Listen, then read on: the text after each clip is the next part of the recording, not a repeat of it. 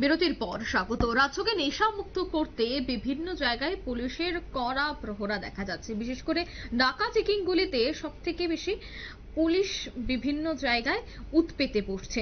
আজ আবারও খবর উঠে এসেছে যে এই নাকা পয়েন্ট থেকেই এবার পুলিশি তল্লাশিতে উদ্ধার হয়েছে বিপুল পরিমাণে নেশা সামগ্রী।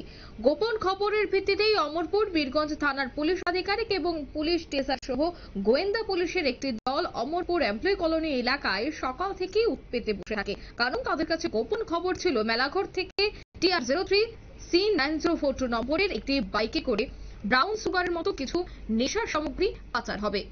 তাই এই খবর পেয়েই তারা উৎপেতে বসে এবং বাইকটি কোঅপারেটিভ এলাকায় আসতেই অমরপুর বীরগঞ্জ থানার পুলিশ আধিকারিক, পুলিশ এবং টিএসআর বাহিনী তল্লাশি চালালে ব্রাউন সুগারের মতো কিছু নেশা সামগ্রী পাওয়া যায়, যার ওজন 7.6 গ্রাম।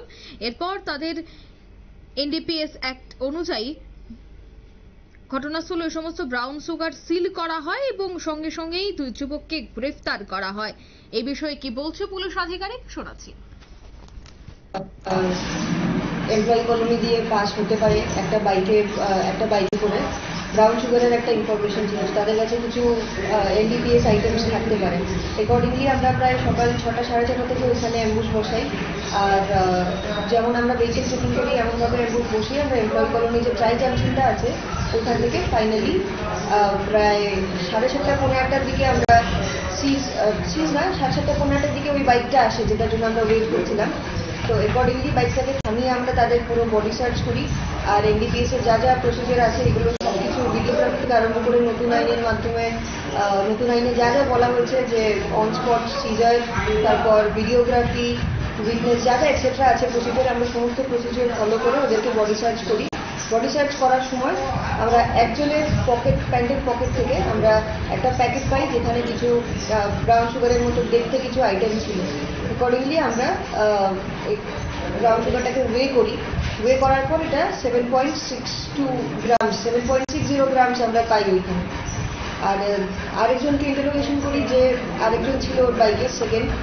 তো ওকে ইন্টারোগেশন করার পর আমরা জানতে পারি যে তারা দুজন মিলে মালটা মেলাঘর থেকে এনেছে।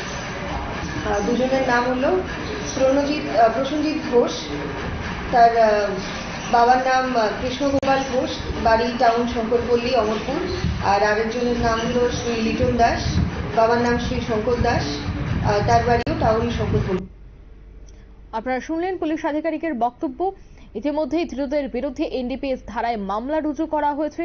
মাদক কারবার রীতিমতো অব্যাহত রাজ্য জুড়ে, এক জায়গা থেকে অন্য জায়গায়, এক রাজ্য থেকে অন্য রাজ্যে পাচার হয়েই যাচ্ছে। তাই সেক্ষেত্রে পুলিশ আধিকারিকরা কিন্তু বিভিন্ন নাকা চেকিং এ বসে বিভিন্ন গাড়ি এবং যানবাহন তল্লাশি চালাচ্ছে। ইতিমধ্যে গোপন খবরের ভিত্তিতে প্রচুর পরিমাণে নেশা সামগ্রী উদ্ধার হয়েছে। এখন দেখার বিষয় যে কয়েকজনকে ইতিমধ্যেই এই পুরো ঘটনায় গ্রেফতার করা হয়েছে, তাদের বিরুদ্ধে কি ধরনের পদক্ষেপ গ্রহণ করা হয়। নিয়ে নিচ্ছে ছোট্ট একটি বিজ্ঞাপন বিরতি, সঙ্গে থাকুন।